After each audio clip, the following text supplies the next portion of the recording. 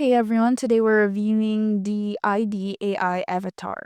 Whether it's legit or just another scam which text into realistic talking avatars as mentioned. Let's see.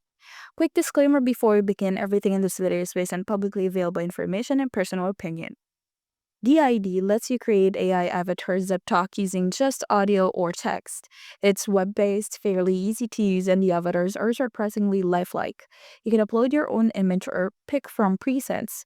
It's been used for explainer videos, training content, and even for YouTube shorts. There's no Trustpilot rating for DID at the moment, which makes it tough to measure trust based on verified user reviews.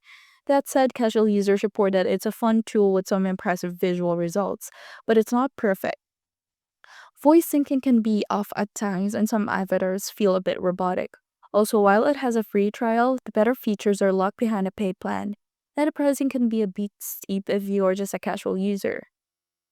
The ID isn't a scam, it actually does what it says, but whether it's worth depending on how you plan to use it.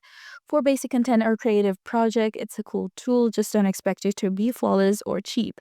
Try the idea yourself, let us know how it went in the comments, and if you found this review helpful, don't forget to like and subscribe for more honest AI reviews.